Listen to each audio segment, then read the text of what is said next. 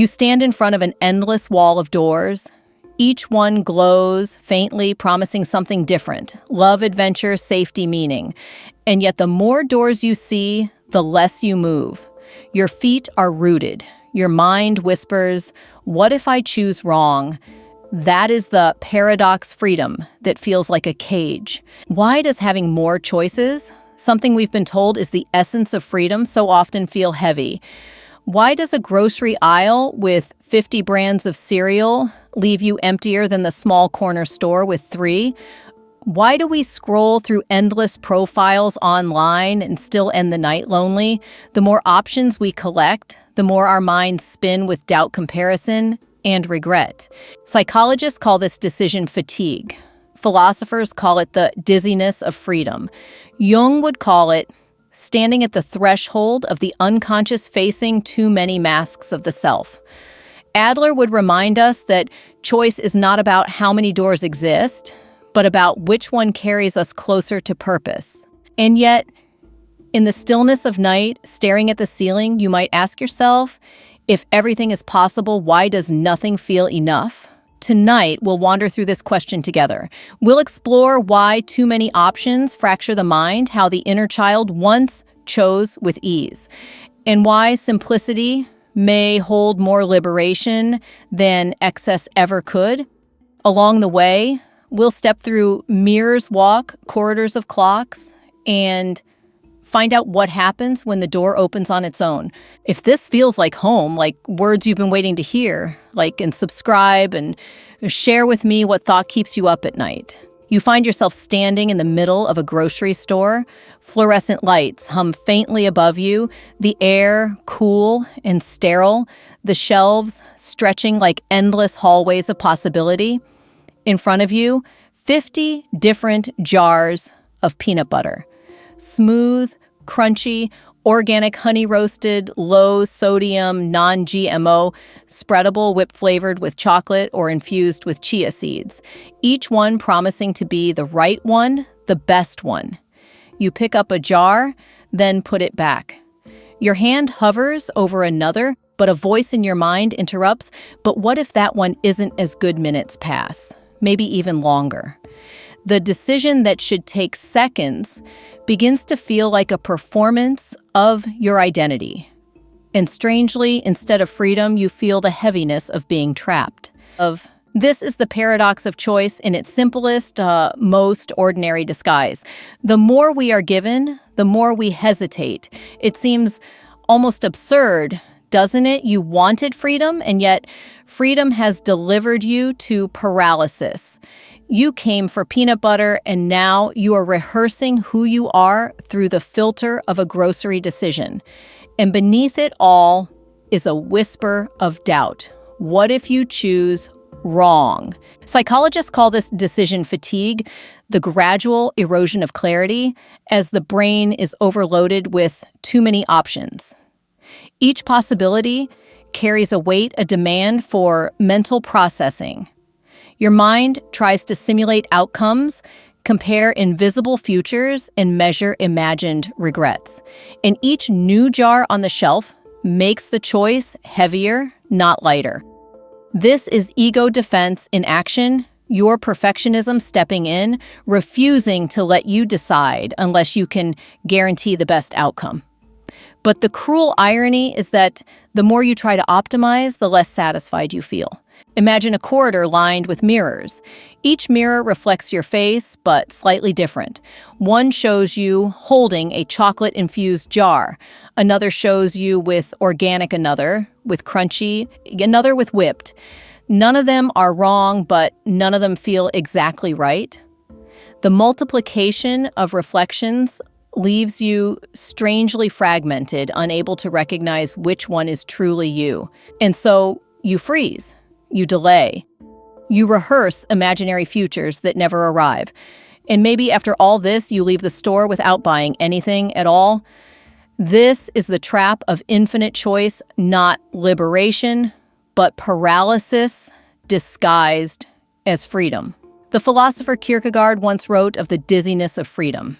He described it as standing at the edge of infinite possibility and feeling vertigo as if the sheer openness of life threatened to swallow you whole. And perhaps you felt this dizziness too, not just in the grocery store, but in the deeper choices of your life. Which career to pursue, which city to move to, which person to love. Each possibility multiplying into 1,000 mirrored corridors, leaving you dizzy with the weight of choosing. You might wonder, what if the problem is not choice itself, but the meaning we project onto it? A jar of peanut butter becomes more than food, it becomes a declaration of values. Organic says you care about health. Flavored says you choose pleasure. Budget says you are practical. Each choice becomes a performance of identity, a way to broadcast who you are, and so the weight grows heavier than any jar you could carry home. But here's the paradox worth pausing on: the more freedom you are given, the less free you feel. With only 3 options, your choice is simple. With 50, you are haunted by the 49 you didn't take. Your satisfaction shrinks, not because the chosen jar is bad, but because your mind clings to all the ghosts of the unchosen. You may leave the store with something in your cart, but a trace of dissatisfaction lingers. You wonder if the other jar would have been smoother, tastier, healthier, and so freedom curdles into regret. This is where psychology and philosophy intersect. Your brain craves clarity, not infinity. Jung might say that the unconscious cannot digest an excess of masks, the self fractures under too many roles, too many reflections. Adler would remind us that the point of choice is not optimization, but direction. That freedom is not in having all the jars, but in choosing the one that carries you closer to your purpose. So let me ask you, the next time you find yourself in front of an endless shelf, whether it's jars in a grocery store, faces on a dating app, or career paths laid out like stars, will you notice the weight pressing in? Will you recognize that more is not always more? And will you dare to pick one door, one jar, one path, and let the others see? Perhaps the real freedom is not in keeping all possibilities alive, but in stepping through just one. Think back for a moment before streaming services, before infinite scroll, before algorithms knew the shape of your attention. Maybe you remember a time when the television offered only 3 channels, and yet somehow the evenings felt full. You didn't spend hours comparing, hesitating, wondering if there was a better choice hidden somewhere else. You simply sat down, you watched, and you laughed, or you didn't. The choice was simple, and with its simplicity came a strange kind of joy. Now compare that memory with the present. Thousands of shows, endless platforms. The illusion that freedom has never been greater. But how often do you sit in front of the screen, paralyzed by abundance? You scroll for 30 minutes, an hour, lost in the maze of thumbnails, only to end the night exhausted sometimes, without watching anything at all. This is the illusion of freedom when the sheer number of options begins to rob you of the very experience they promised. Psychologists like Barry Schwartz have studied this effect closely. His research on the paradox of choice shows that when options multiply, satisfaction doesn't increase, it decreases. Why? Because abundance magnifies doubt. Each decision feels incomplete, each path haunted by the ghost of what was left behind. And so the promise of freedom slips into the reality of disappointment. Adler might remind us here, freedom is not measured by how many doors are in the hallway. It's measured by which door leads you closer to purpose.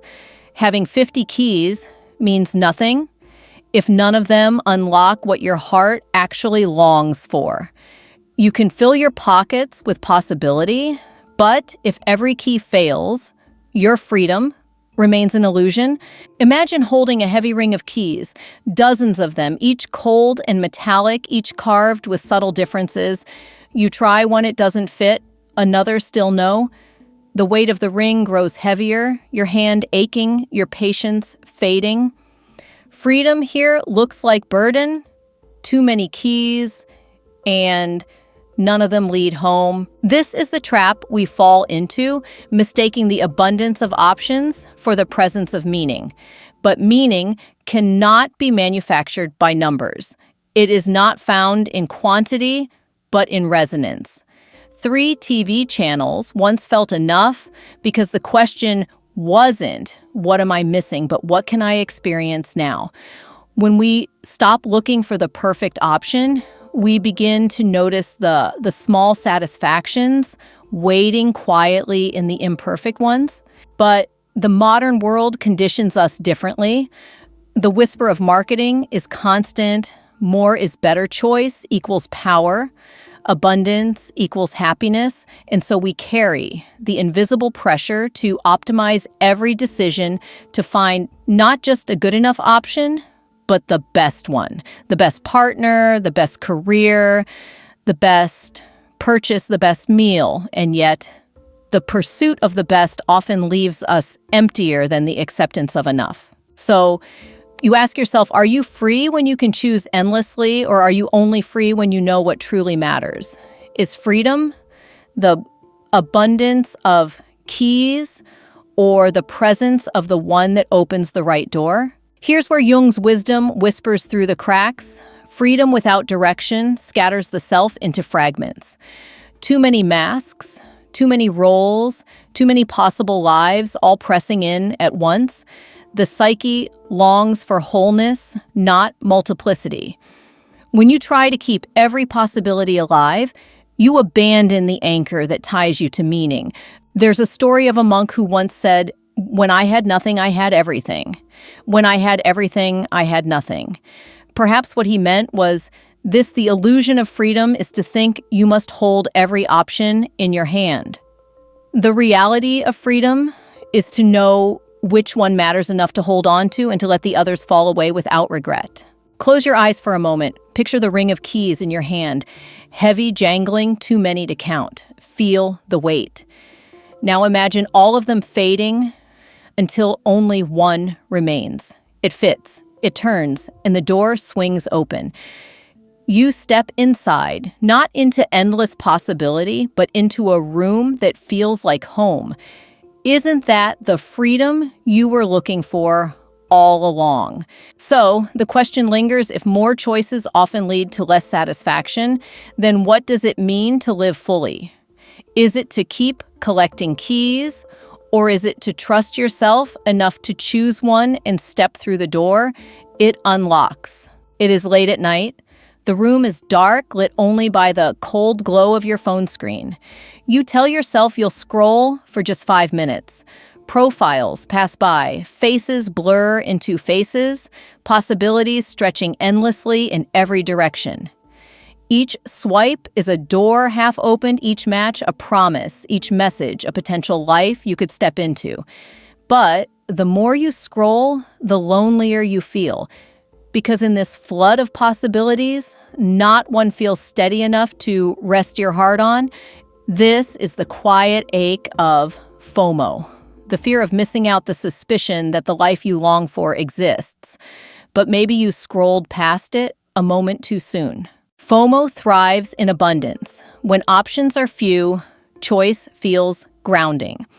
When options multiply without limit, every decision feels incomplete. Your mind plays a cruel game. It does not let you live in what you have chosen, but forces you to rehearse the lives you didn't. You find yourself haunted not by the path you're on, but by the paths that slip through your fingers. Psychologists call this counterfactual thinking, the endless what-if scenarios that fracture our sense of contentment, even when you choose the shadow of the unchosen follows you. The philosopher Kierkegaard wrote of anxiety as the dizziness of possibility. Jung described the shadow as the part of the self that holds everything unlived, everything unchosen.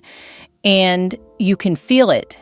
Each path not taken becomes a ghost, self watching silently from the edges of your mind. In the daylight, you are who you are.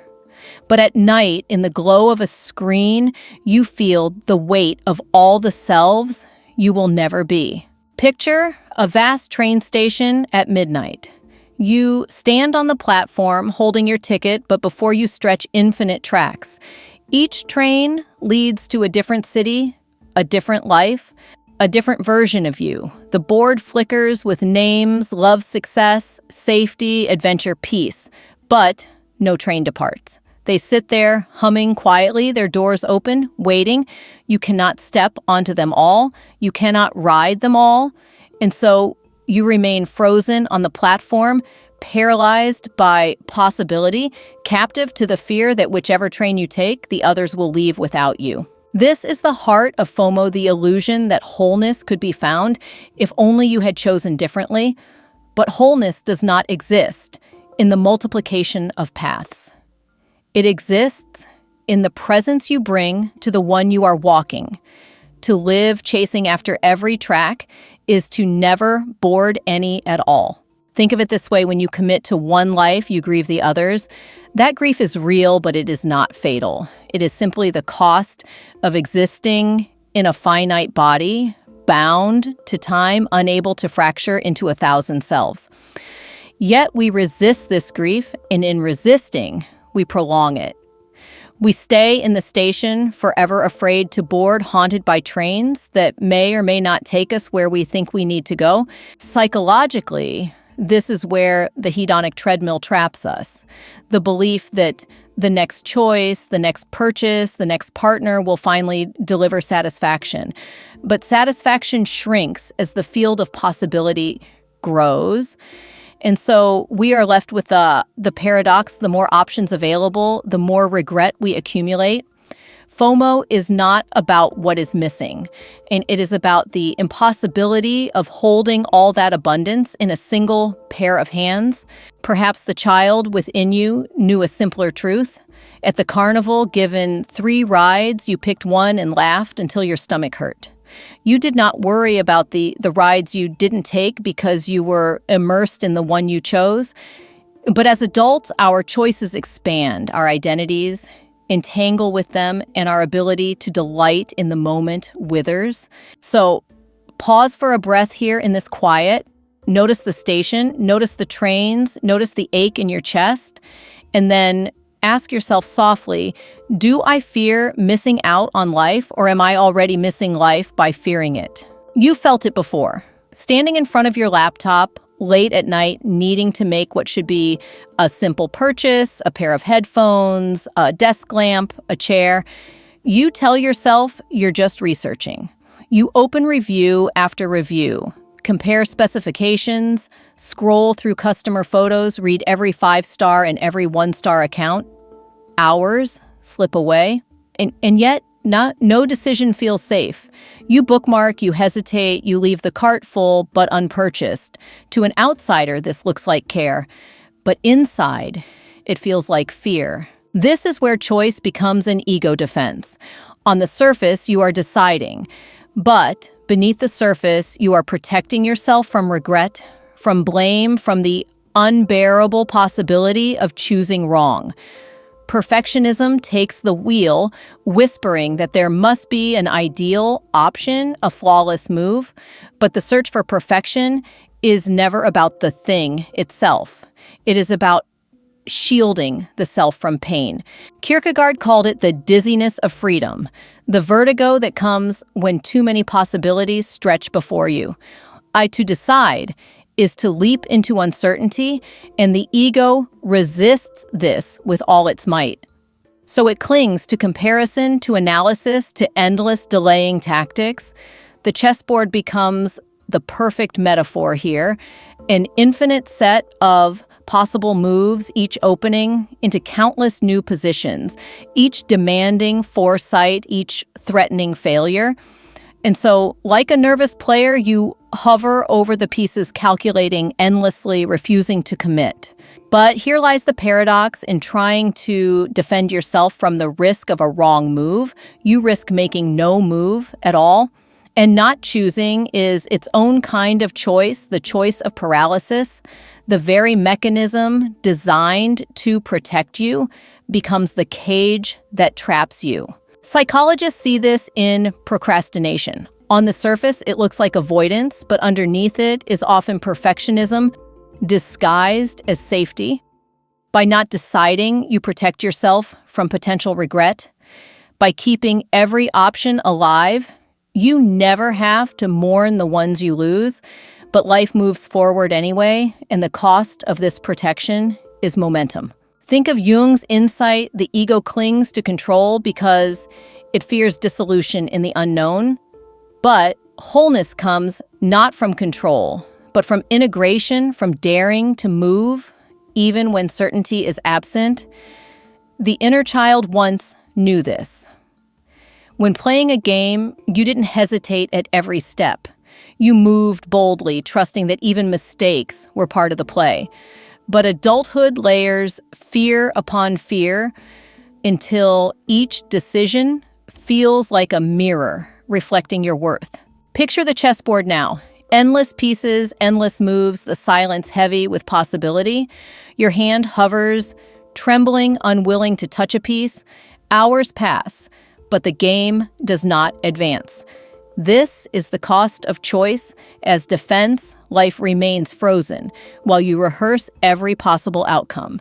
The board becomes not a space for play, but a prison of potential. And here's the quiet question. When you hesitate for hours over a lamp, what are you really defending?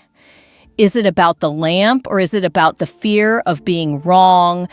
Is it about the jar of peanut butter, or is it about the weight of regret echoing through every choice you've ever made? The ego disguises its defenses as logic, but beneath them beats the soft, trembling heart of someone who simply doesn't want to hurt.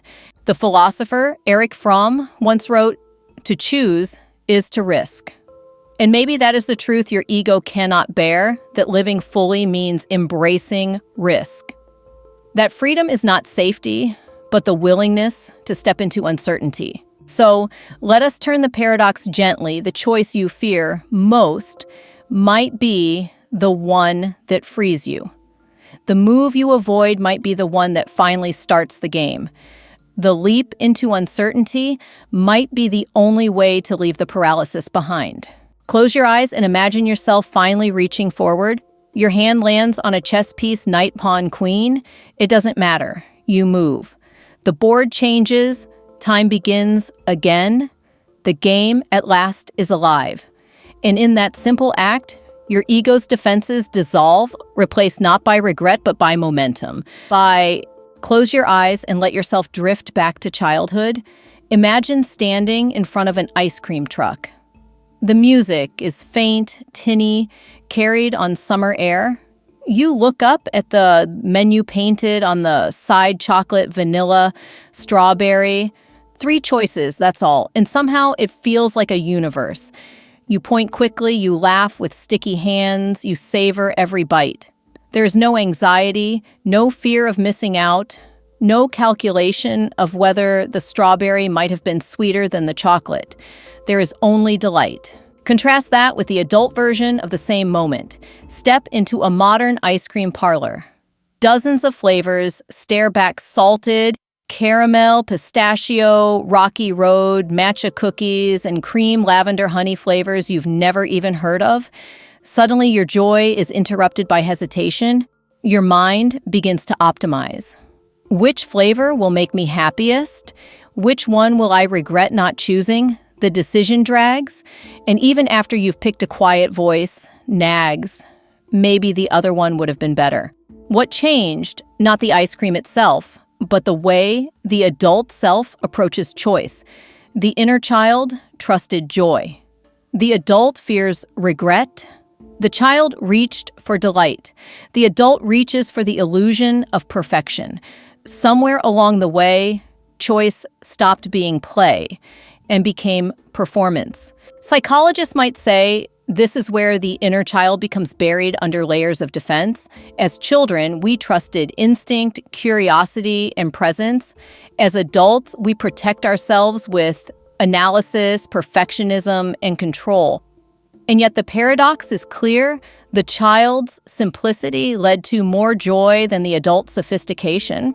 Adler's purpose-based psychology reminds us that meaning directs action more than abundance ever could.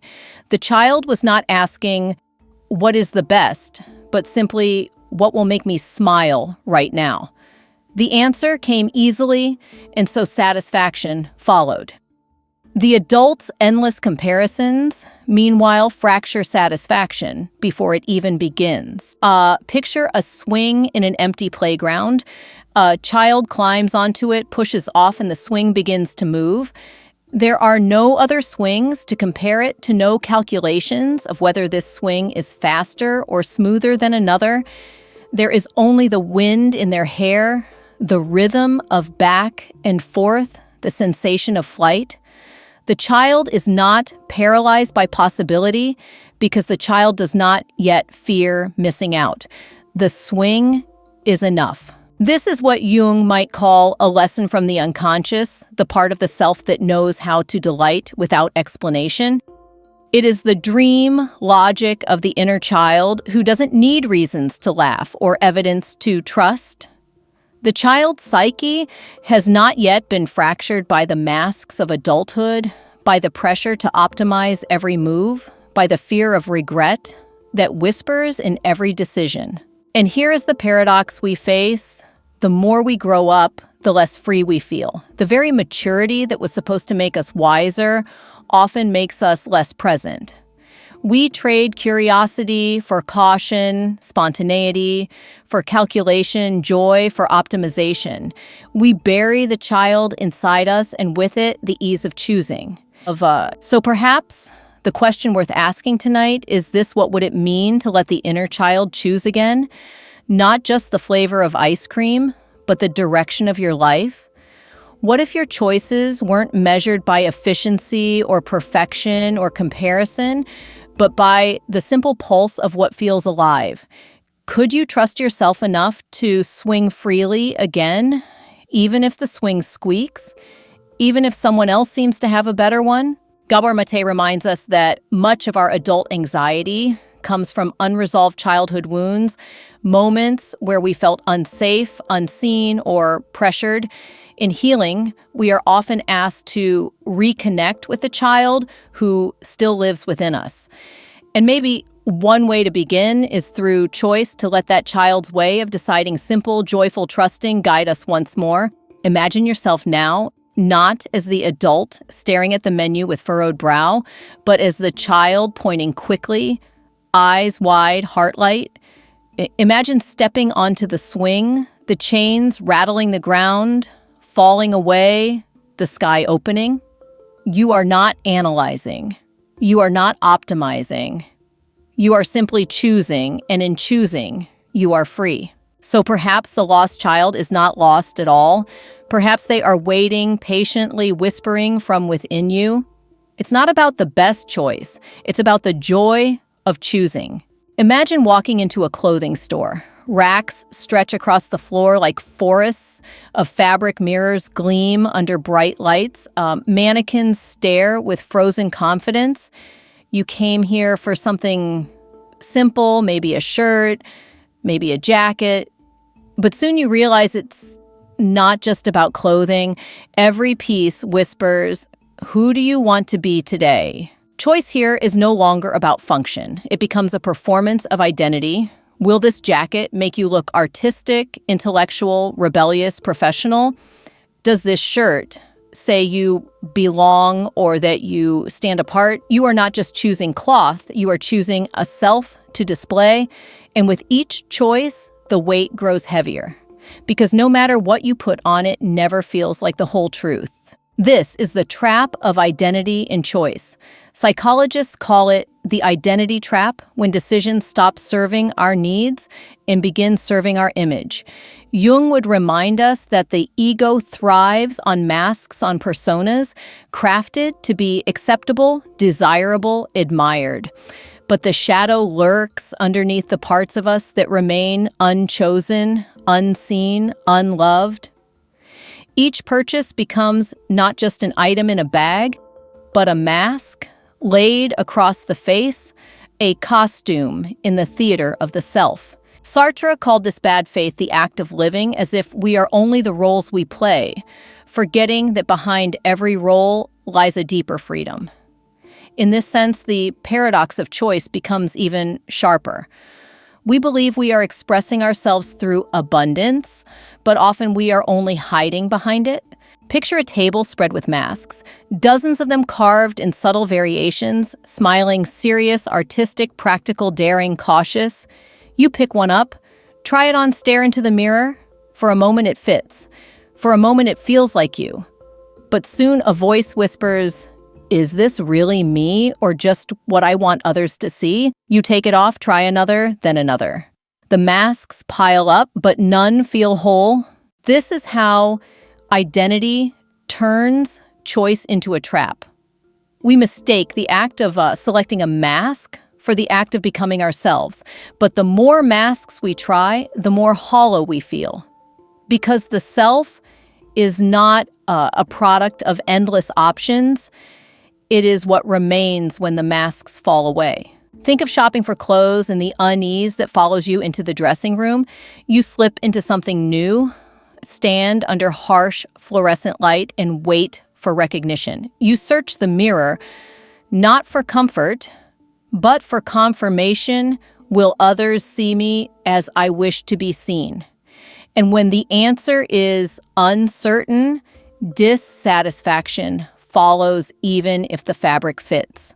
Adler might suggest that this tension arises because we confuse purpose with performance. True choice, he would say, is guided by the goal of becoming, not by the performance of appearing. When we dress for purpose, we feel aligned. When we dress for image alone, we feel fractured. So here is the paradox. The more we try to use choices to define who we are, the less certain we feel of our identity. Abundance creates not clarity, but confusion. Masks multiply and the self dissolves beneath them. But what if identity is not something you must construct from the outside in, but something you allow to emerge from the inside out? What if the shirt, the jacket, the shoes were never the truth of you, but only expressions of a self that is already whole? Then the pressure dissolves, the mask falls away, and the choice becomes lighter. Not a declaration of who you are, but simply a reflection of how you feel today. Pause for a moment. Imagine yourself at that table of masks again. One by one, you set them down. The smiling one, the serious one, the artistic one, the cautious one, until none remain. You look into the mirror, and what stares back is not a mask, but a face, unadorned, unperformed, simply present.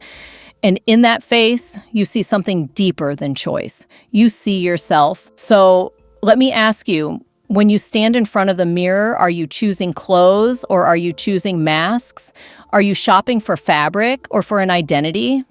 And if no mask ever feels enough, could it be because the self you are searching for cannot be bought, cannot be chosen, cannot be reduced to options on a rack?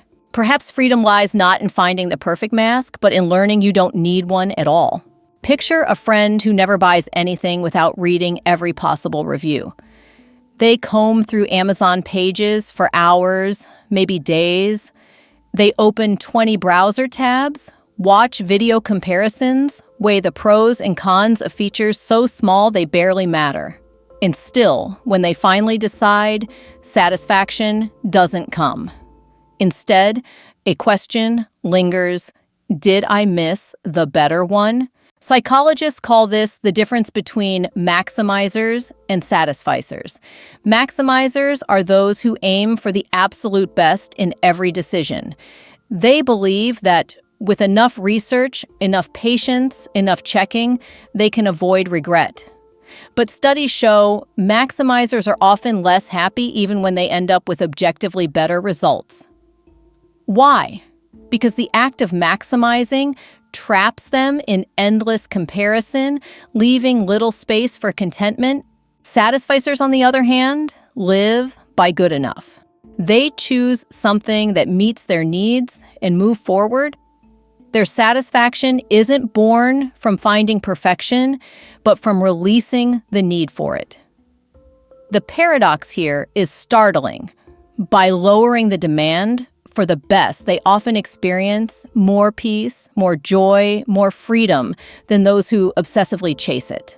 Picture a scale weighed down with tiny pebbles. Each pebble is an option, a variable, a possible outcome. For the maximizer, every pebble must be measured, every detail compared, every grain considered. The scale tips endlessly but never settles. For the satisficer, the scale doesn't need to be perfect. A handful of pebbles is enough to tip the balance. The decision is made and life moves on. But why do maximizers struggle so deeply? Jung might suggest that the maximizer is caught in the shadow of control. The fear of making a wrong choice amplified by the unconscious need for certainty. Adler might remind us that purpose cannot be maximized. Life is not about the most efficient or the most optimal choice. It is about direction, movement, growth. The attempt to optimize everything is in its own way an avoidance of living. And here is the cruel irony. Maximizers often believe they are protecting themselves from regret. Yet, regret becomes their closest companion. They cannot savor what they've chosen because their mind is haunted by the unchosen. Every purchase, every decision, every path echoes with the ghosts of what might have been. Perhaps you felt it. Buying a new phone only to see another model released weeks later. Accepting a job only to wonder if the other offer would have been better. Choosing a partner and late at night scrolling through what-ifs in your mind. The maximizer's curse is not just dissatisfaction, it is endless exile from the present moment. The satisficer, in contrast, feels no such exile. They choose, they accept, they live. Their happiness doesn't come from finding the perfect option, it comes from allowing imperfection to be enough. The satisficer walks through life lightly, not because their choices are always better, but because they know how to rest inside them. So, the paradox stands. The search for the best often makes life feel worse, and the willingness to accept good enough often makes life richer. More options can trap us. Fewer demands can free us. Pause here and ask yourself, when you stand before a decision, do you lean toward maximizing or satisficing? Do you chase the phantom of perfection, or do you allow yourself the grace of enough? And what would happen if just once you let go of the chase and simply stepped forward? Picture yourself again with the scale of pebbles. In one hand, you hold dozens weighing, comparing, hesitating. In the other, you place just one stone light and simple. The scale tips easily. The decision is made. The burden falls away. Which hand feels like freedom? The answer may not be about the choice itself, but about the posture of your mind. And maybe the doorway to peace is not perfection, but permission to live inside the choice you make and let the others dissolve. You sit down in a restaurant, the kind where the menu feels more like a novel than a guide. Pages upon pages, each filled with descriptions designed to entice pasta in a dozen variations, salads with endless toppings on trays that stretch across continents. You flip the pages slowly, but instead of anticipation, a quiet anxiety creeps in. Every option is a possibility, and every possibility is a responsibility. The waiter approaches. You smile nervously, ask for more time. Inside, you feel the weight of choice pressing down heavier than the meal you will eventually eat. This is decision fatigue in its most ordinary form. Psychologists describe it as the gradual draining of our ability to choose when faced with too many decisions in a row. Each option consumes energy, each comparison drains clarity. And as fatigue sets in, choice becomes not a gift but a burden.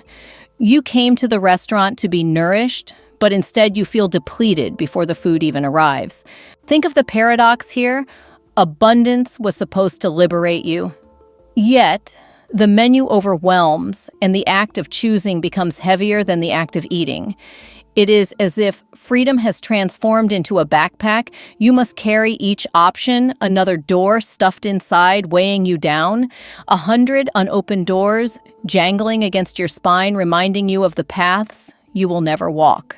Nietzsche once asked us to imagine the eternal recurrence, the idea that you would have to relive your life, every detail, exactly as it is forever. If you had to eat the same meal for eternity, would you still order it? Suddenly, the burden of choice magnifies. Every small decision feels monumental. And yet, this is how many of us live, as if every choice must be the perfect one, eternal in its consequences. But pause here. The truth is quieter. Most choices are not eternal. The meal will be over in an hour. The shirt you buy will fade. The phone you agonize over will be obsolete, and yet the burden you feel is real because it is not about the choice itself. It is about the fear of regret. The shadow of what if weighs more than the reality of what is. Jung might say, this shadow is the part of you that hoards unlived possibilities. It presses against you, whispering that satisfaction is dangerous because it closes the door on other selves you could have been. And so you walk through life with the weight of unopened doors strapped to your back, always bending, always tired. Imagine for a moment taking that backpack off. You unzip it and the doors tumble out. Heavy wooden doors, glass doors, painted doors all crashing to the ground. You realize you were never meant to carry them all. You were only ever meant to open one. The weight lifts, your spine straightens, you breathe again. Adler's psychology points us here that choice becomes lighter when guided by purpose. The restaurant menu becomes less daunting if you know why you're there: to nourish, to enjoy, to share. Life itself becomes less heavy when you are oriented toward meaning, not perfection. The backpack of unopened doors isn't yours to carry because purpose doesn't require you to choose them all. It only asks you to step through one at a time. So, the paradox sharpens. More options do not equal more freedom. At a certain point, abundance transforms into burden, freedom into fatigue, possibility into paralysis, and the quiet truth emerges. Sometimes fewer choices mean more peace, sometimes a simple meal. A simple path, a single door is all you need to feel free again. So tonight, as you imagine yourself sitting in that restaurant holding the heavy menu, ask yourself softly, what would it feel like to choose without fear? To close the backpack of unopened doors and trust that one is enough? What would it feel like to order simply, to eat fully, to live inside the moment without wondering about all the meals you didn't taste? Perhaps true freedom is not the weight of many doors, but the lightness of opening just one and stepping through with both hands empty. There are times when even the smallest choices feel unbearable. You stand in the grocery aisle, unable to decide between two brands of bread. You stare at a message on your phone, unsure whether to reply now or later. To anyone else, these seem trivial, but to you, they feel impossibly heavy, as if the wrong choice could unravel something deep inside. This is not just indecision, it is the echo of old wounds. Gabor Mate writes that trauma reshapes the way we inhabit the present. A wound from the past alters the meaning of today's decisions, inflating them beyond proportion. When you grew up in an environment where mistakes were punished, where love felt conditional, where safety was never guaranteed, every choice begins to feel like a test of survival. Your nervous system whispers, if I choose wrong, I will lose something vital. And so even the smallest decisions are weighted with dread. Adler offers us a different lens. human beings act not from the chains of the past, but toward the goals they carry. Purpose reframes choice. Without purpose, every door feels like a threat. With purpose, each door becomes a direction. Trauma pulls you backward into fear, but meaning pulls you forward into possibility. Picture a compass in your hand. Its needle spins wildly, unable to settle, reflecting the chaos of indecision. Trauma does this, it disrupts orientation, blurring the difference between small choices and large ones, making every turn feel like danger. But now imagine holding the compass steady. You breathe, you name your purpose. Slowly, the needle aligns north. The doors in front of you no longer compete endlessly because only the ones pointing north matter. Suddenly, the choice becomes lighter, not because it is easier, but because it is connected to meaning. This is where psychology meets philosophy. Choice without meaning is chaos. Choice with meaning is direction. Jung might call this aligning with the self, the deeper center of wholeness that guides you beyond ego's fear. When you choose from that place, the decision stops being about right or wrong. It becomes about congruence, about stepping into alignment with who you are becoming. Think about the last time you agonized over a decision. Was it really about the object of the choice, or was it about what the choice represented? Which shirt to wear might not just be about fabric.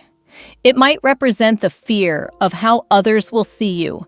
Which path to take in your career might not just be about income. It might represent the fear of wasting your potential. Trauma hides in these layers, magnifying the stakes, making every fork in the road feel like life or death. But here is the paradox. The wound that burdens your choices can also open the door to deeper meaning. Because when you recognize the weight, you also recognize what matters to you. Trauma shows you where your deepest needs lie, even if it delivers that truth through pain. The task is not to erase the wound, but to transform it so that the compass no longer spins from fear but points toward healing. Imagine yourself standing at a crossroads. Behind you is the past, heavy, with echoes filled with the voices that told you safety was conditional, that love had to be earned, that mistakes could not be forgiven. Ahead of you are multiple paths, each uncertain. You hold the compass spinning wildly. Then you whisper your purpose, not perfection, not survival, but meaning. Slowly, the needle steadies. One path begins to glow faintly, not because it is easier, but because it is yours. You step forward, and in that moment, the past no longer dictates your movement. Purpose does. So pause and ask yourself gently, are your choices heavy because they are truly significant, or because your wounds are whispering through them? And what would it feel like to hold the compass of meaning, to let purpose, not fear, orient you? Perhaps the freedom you seek is not the absence of trauma, but the presence of direction. And perhaps each small choice can become lighter when you see it not as a test of survival, but as a step toward becoming who you were always meant to be. There are nights when you lie awake, staring at the ceiling, replaying not the life you lived, but the one you didn't. You think of the relationship you ended, wondering if you should have stayed. You think of the city you almost moved to, imagining the streets you never walked. You think of the career you didn't pursue, picturing a version of yourself that might have thrived there. These ghosts of the unchosen are what psychologists call counterfactuals, lives imagined but never lived. And they gather like shadows around you, whispering in the dark. Jung spoke of the shadow as the repository of all we deny, repress, or leave unlived. And here, in the context of choice, the shadow holds every life we did not step into. Each unchosen path becomes a figure standing quietly behind us, heavy with what if. To live is to choose, but to choose is to lose. And each loss accumulates, shaping the weight of regret. Picture a closet in your mind. Inside hang dozens of coats, each representing a self. You could have been the doctor's coat, the traveler's jacket, the artist's paint-stained smock, the parent's cardigan. They hang there, unworn, waiting. Sometimes you open the closet, run your fingers along the fabrics, and wonder what it would have felt like to wear them. But you cannot wear them all, and so the closet grows heavier with time. This is the paradox of regret. Even when we are content with our choices, the presence of unchosen lives still lingers. You may love the person beside you, yet still wonder about the one you left behind. You may thrive in your work, yet still feel the ache of paths untaken. Regret does not always signal a wrong choice.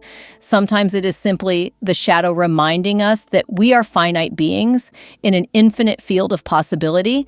Adler might remind us that regret shrinks when we live with purpose. When your choices are oriented toward meaning, the unchosen paths lose their grip. You may grieve them, but you do not live inside them. Purpose allows you to step forward without being endlessly pulled backward. But the shadow of regret is not only personal, it is existential. Kierkegaard called it the dizziness of freedom, where the infinite possibilities of life become overwhelming precisely because you cannot live them all. And Nietzsche sharpened it with his thought of eternal recurrence. Would you relive your exact life, every choice, every omission, forever? If the answer unsettles you, regret is stirring beneath the surface. Yet, there is something strangely human about this. Regret is the evidence of longing. It reveals our desire to expand, to live more than one life, to embody more than one self. The sadness of the closet filled with unworn coats is also the beauty of being a creature who imagines, who dreams, who sees possibility in everything. So perhaps regret is not only a burden, but also a mirror. It shows us what we value, even if we never pursued it. The regret of not traveling reveals a love of freedom. The regret of not writing reveals a longing for expression. The regret of lost love reveals a heart still capable of depth. In this way, regret becomes not just a wound, but a teacher. Imagine yourself now standing before the closet of unlived lives. You reach for one coat, lift it from the hanger, press it against your chest. For a moment, you feel its weight, its warmth, its possibility. Then you hang it back, gently, whispering thanks. You cannot live all lives, but you can acknowledge them, honor them, integrate their lessons into the one life you are living now. So let me ask you, do you regret the choices you made, or do you regret the ones you never dared to? And what if regret is not a signal to turn back, but an invitation to step more fully into the path you are on? Perhaps the shadow of regret is not meant to bind you, but to remind you every unchosen life still lives inside you, not as a punishment, but as a whisper, guiding you toward the life you can still shape. On a clear night, you step outside and look up at the sky. The stars scatter endlessly, a field of light puncturing the darkness. You feel small, and yet in that smallness, you sense something vast. For a moment, you wonder, what if each star is not just a ball of fire, but a doorway? What if every star is a universe, and every universe holds a different version of you?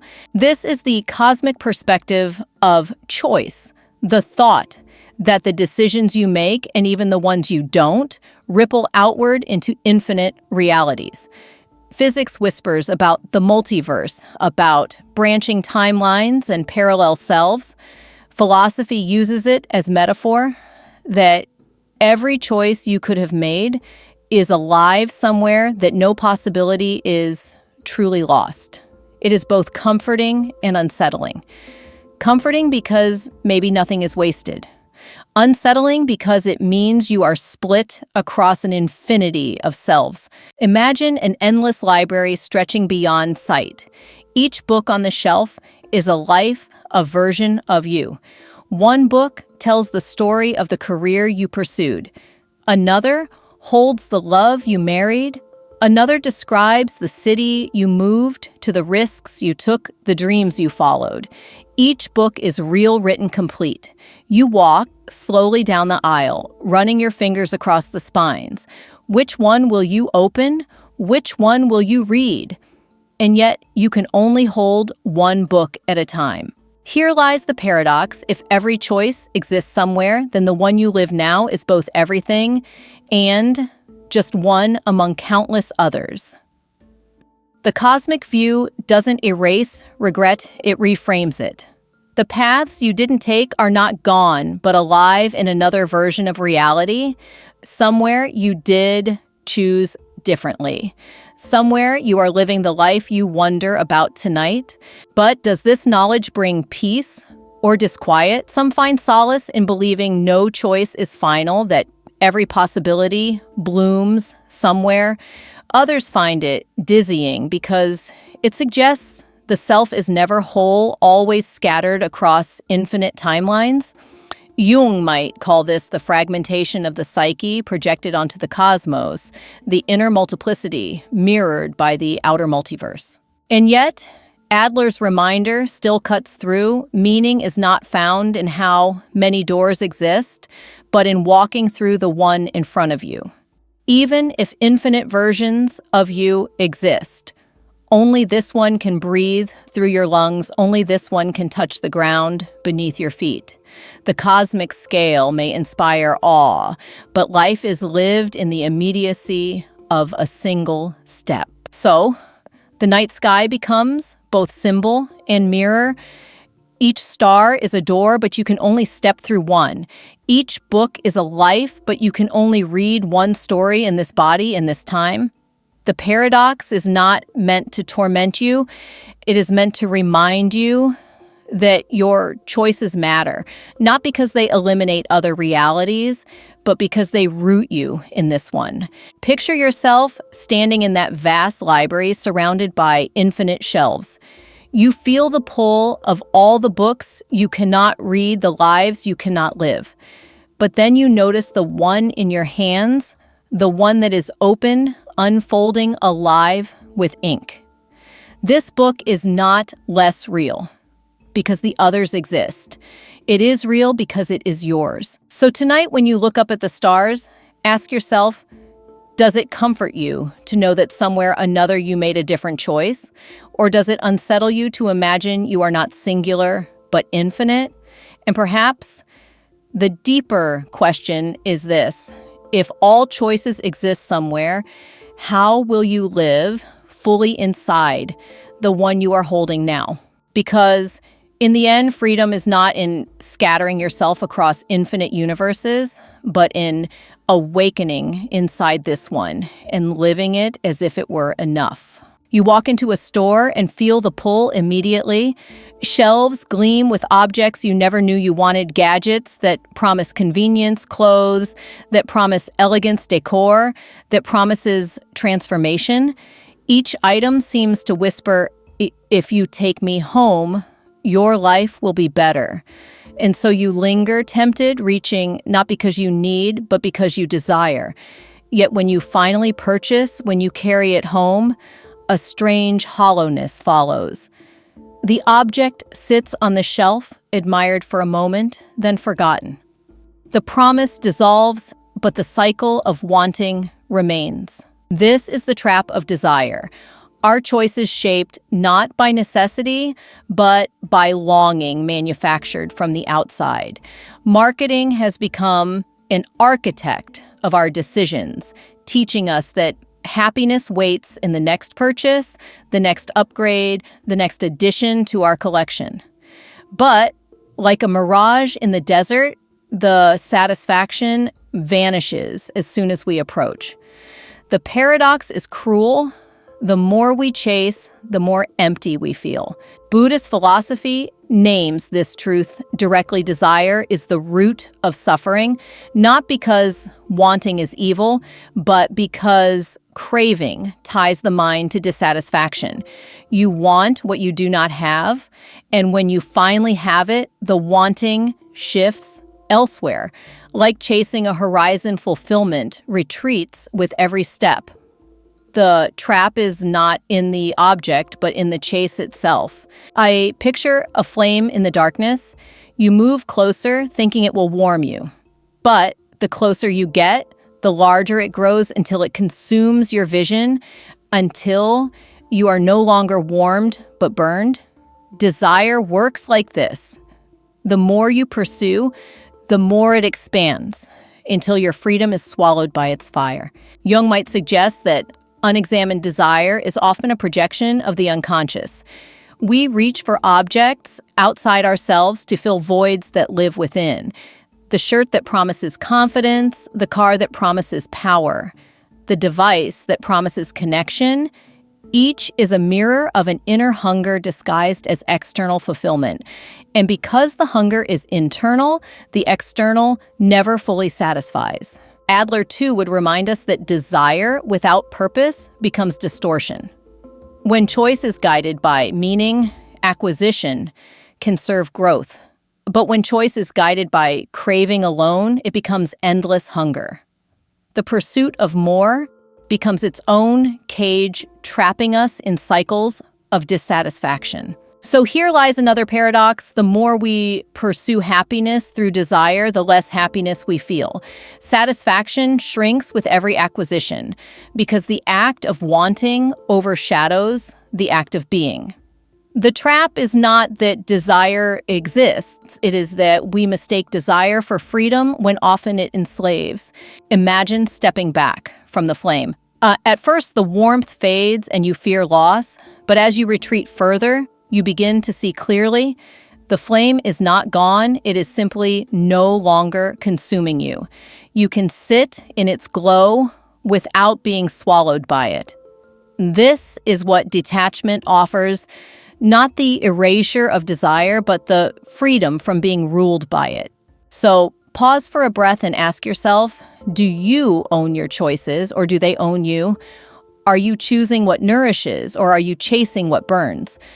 And what would it feel like to step back, to let the flame shrink to its natural size, to choose not from craving, but from clarity?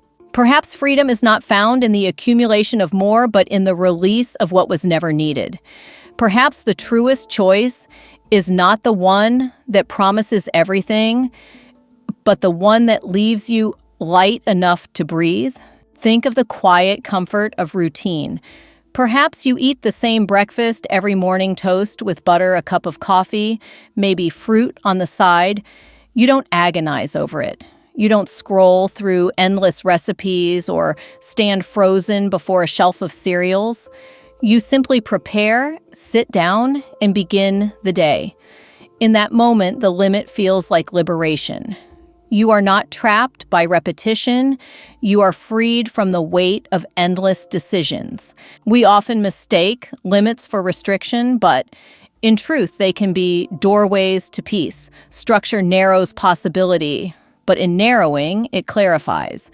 Instead of drowning in infinite options, you find stability in simplicity. The paradox is gentle but profound boundaries, when chosen with intention, create more freedom than unlimited choice ever could. Psychologists have studied this too. When people face too many options, anxiety rises. But when choices are reduced, satisfaction grows. Simplicity soothes the nervous system. A limit acts like a container, allowing the mind to rest. Without limits, the mind keeps searching, spinning, restless. With limits, the mind exhales, knowing this is enough. Picture a walled garden. At first, the walls might seem like confinement. Beyond them, the world sprawls with infinite landscapes. But step inside and you see the truth within the walls blooms a sanctuary. Flowers stretch in neat rows. Paths wind gently, a fountain whispers at the center. The walls don't diminish the beauty, they protect it, concentrate it, make it possible. It's without the boundaries, the garden would blur into wilderness. With them, it becomes a place you can enter, inhabit, and call home. The Stoics knew this well. They taught that true freedom is not found in doing whatever you wish, but in learning to discipline desire, to place boundaries around craving. A person who cannot say no is not free. They are enslaved to impulse. But a person who accepts limits willingly becomes sovereign within them. Freedom, paradoxically, is found not in breaking all boundaries, but in choosing the ones that align with your purpose. Jung might say that limits protect us from the fragmentation of too many masks. They narrow the field, allowing the psyche to integrate rather than scatter. Adler would remind us that self-imposed limits, routines, commitments, principles give direction to life. They keep us moving toward meaning instead of drowning in possibility. But limits need not be rigid cages. They are more like the strings of a violin. Too loose and no music emerges, too tight and the string snaps. But tuned to just the right tension, the string sings. The walls of the garden are not prison bars, but frames that let beauty unfold.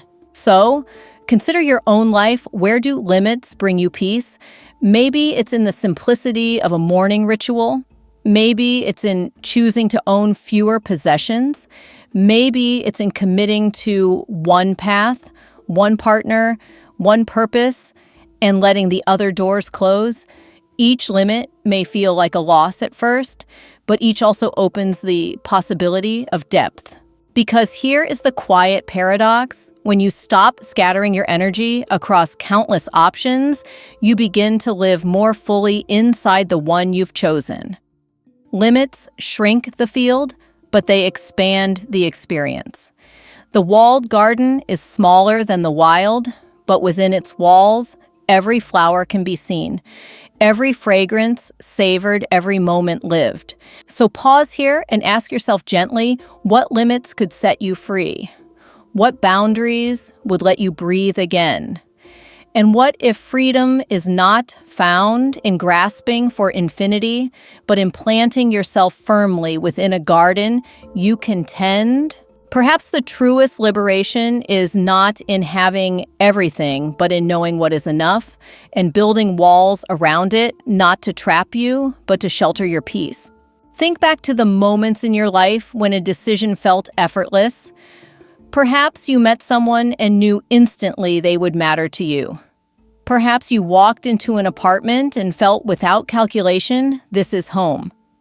Perhaps you made a small purchase, chose a book, or picked a path on a hike, guided not by research or analysis, but by something deeper, a quiet knowing that didn't need explanation. These are the moments when intuition speaks, when choice arises not from thought, but from presence. Psychologists call this thin slicing, the ability of the subconscious to make rapid judgments based on subtle cues. Your mind absorbs more than you realize: tone, body language, atmosphere, tiny details you could never consciously track. And sometimes this hidden wisdom surfaces as intuition, a decision made in a heartbeat that feels more trustworthy than hours of deliberation.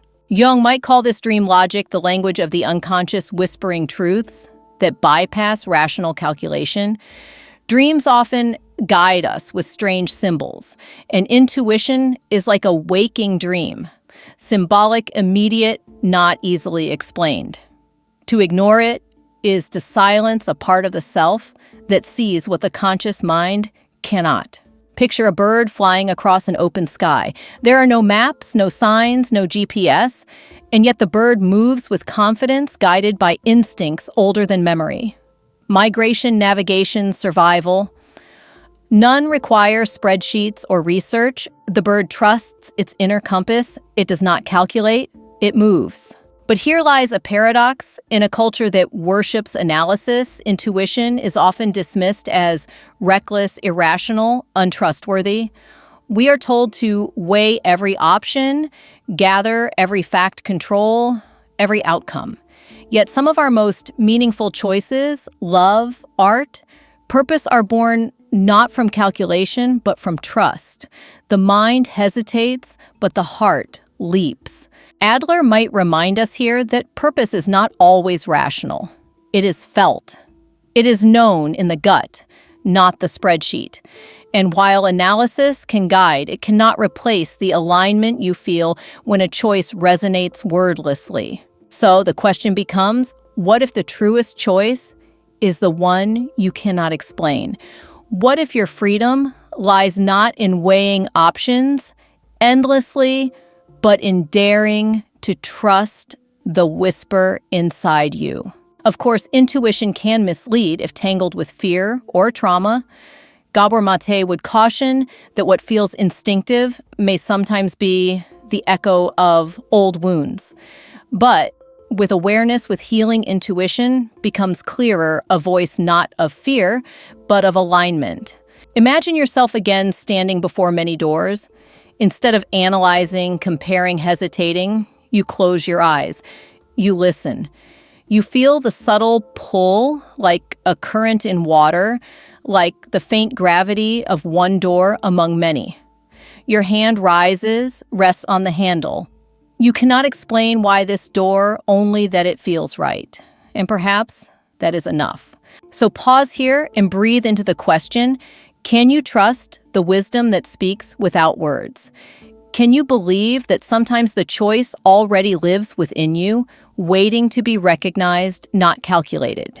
Perhaps the truest freedom is to allow yourself to be guided by that bird in the sky, that inner compass, that dream logic, whispering from the depths. Not recklessly, but gently. Not blindly, but faithfully. Because some doors will never open through analysis. They open only when you trust yourself enough to walk through without knowing why. There are times when choice seems to dissolve on its own. You are carried almost effortlessly into a decision that feels less like something you made and more like something that unfolded around you. Perhaps you stumbled into a career not by meticulous planning, but by saying yes to a small opportunity that grew into something larger. Perhaps you met someone by accident, a chance encounter that shaped the entire arc of your life. Looking back, you realize the most meaningful paths weren't always chosen, they were revealed. Psychologists describe this state as flow, a moment when effort and decision-making vanish, replaced by absorption so complete that time itself bends. In flow, you don't weigh options or calculate outcomes. You act seamlessly as though the world is moving through you. The choice is made, but not by analysis, it is made by presence. Taoist philosophy has a word for this wu wei. It means effortless action, the art of aligning with the current of life instead of forcing it. A river does not debate which way to flow. It follows the shape of the earth, carving valleys with patience, finding its way to the sea. When you move in, wu-wei choice becomes less about control and more about surrender, less about pushing, more about allowing. Picture a hallway lined with doors. You approach one, uncertain, your hand hovering over the handle. But before you touch it, the door swings open gently as if inviting you inside. You do not force it. You do not break it. The door opens itself. And in that moment, you realize that some choices are not wrestled into being, they are discovered when you let go. This is not passivity. It is not resignation. It is a deeper form of trust that life has currents. And when you stop resisting, you find yourself carried where you were meant to go. Jung might frame this as the self and intelligence within the psyche that nudges you toward wholeness. Adler might see it as purpose, asserting itself even when your conscious mind hesitates. Think of the paradox here. When you stop grasping for control, life often arranges itself more gracefully than when you cling tightly. The job you agonized over declines, but another appears unexpectedly. The relationship you thought you lost makes room for one you never imagined. The door you spent years trying to force stays shut, while another swings open quietly in the background. And maybe this is the invitation to trust that not every choice must be wrung from endless deliberation. Some choices ripen like fruit falling into your hand at the moment they are ready. Some doors open not when you demand, but when you are aligned enough to walk through. So pause here and breathe. What doors in your life have opened without force? What paths revealed themselves when you stopped pushing? And what might it feel like to live with more trust, less strain, knowing that not everything must be decided? Some things will simply arrive. Perhaps the deepest freedom is found not in choosing, but in allowing. Not in forcing the handle, but in noticing when the door opens by itself and having the courage to step through. And so we return to where we began, standing in a hallway of doors. Some we've opened, some we've walked past, and countless others remain closed. Along the way, we've discovered that freedom is not always the abundance of choices, but the lightness of knowing one door is enough. We've seen how more options can bring more doubt, how regret lingers like a shadow, how desire can burn, how trauma can weigh even the smallest decisions.